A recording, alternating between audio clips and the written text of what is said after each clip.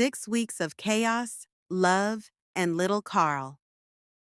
The moment Karl was placed in my arms, I thought I knew what love was, but nothing could have prepared me for the whirlwind that followed. The first 6 weeks with my baby were nothing short of a roller coaster, one filled with sleepless nights, overwhelming love, endless laughter, and unexpected moments that made me realize just how much my life had changed. From the first night home, Karl made it clear that he was the boss. During the day, he was the picture of peace, sleeping soundly, looking like a little angel, and making me wonder why people always talked about babies being exhausting. But the moment the sun set, my little angel turned into a nocturnal creature who refused to sleep. I tried everything: rocking, shushing, swaddling, even playing lullabies on repeat. But Karl had his own plans. He would stare at me with those big, curious eyes, as if he were studying me just as much as I was studying him. And when he cried, oh, he cried like he was making up for all the quiet hours of the day. I quickly learned his different cries. There was the hungry cry, the sleepy but fighting it cry, the I just want to be held cry, and my personal favorite, the I'm crying just because I can cry. It was exhausting, but it was also beautiful, because in those quiet or not so quiet nights, we bonded. I learned how to comfort him, how to read his little cues, and how to function on 2 hours of sleep and sheer determination. As if adjusting to a newborn wasn't enough, I also had to deal with my own recovery. The first few weeks were tough. My body felt foreign, tired, and sore in ways I never imagined. But my mom? Oh, she was on a mission to make sure I recovered at lightning speed. She fed me like I was working on a construction site, huge portions of food, stews thick enough to stand a spoon in, and meals so rich in nutrients I felt like I could wrestle a lion. Eat, eat, you need strength, she would say, piling my plate with more food.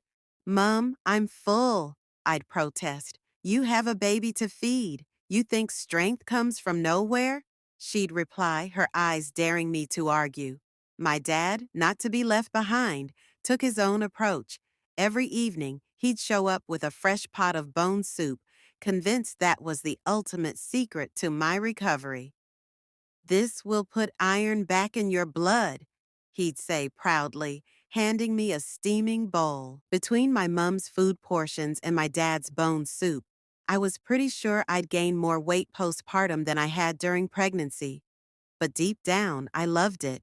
It was their way of showing love, their way of making sure I was okay. If there was one thing that warmed my heart the most, it was seeing how much my siblings adored Karl. They fussed over him, took turns holding him, and even fought over who got to change his diaper, though that excitement quickly faded when they realized just how messy diapers could get. My youngest sister, at only 8 years old, took her new role as an auntie very seriously. I'm auntie now, so I have to teach Karl things, she declared one day, her small hands cradling his tiny fingers. And what will you teach him? I asked, amused. How to be cool, she said confidently, and how to fight bad guys. I couldn't stop laughing, but seeing her love for Karl made me emotional. He wasn't just my baby, he was theirs too. If there was one thing Karl hated, it was bath time. And guess who was in charge of bathing him? My mum. Every evening, she would prepare warm water, hold Karl gently, and start the process. And every evening, Karl would scream like he was being bathed in ice water. You'd think we're torturing him, I'd say, shaking my head. He'll get used to it, Mum would reply, unfazed. All babies cry when they're being bathed. But Karl? Oh, he took it to another level. He'd kick, scream, and glare at my mum as if she had personally betrayed him. The moment the bath was over and he was wrapped in a towel, he'd calm down instantly, like nothing had happened. It became our daily comedy routine, And no matter how much Carl protested, my mom never gave up. One day he'll enjoy it, she promised. At 6 weeks, it was time for our first checkup. I was nervous. What if I wasn't doing enough? What if Carl wasn't gaining enough weight? What if? The nurse smiled reassuringly as she checked Carl. He's perfect, she said, growing well, hitting all the right milestones. Relief flooded through me, and when she checked me, she gave me a similar report. You're healing well. Keep taking care of yourself.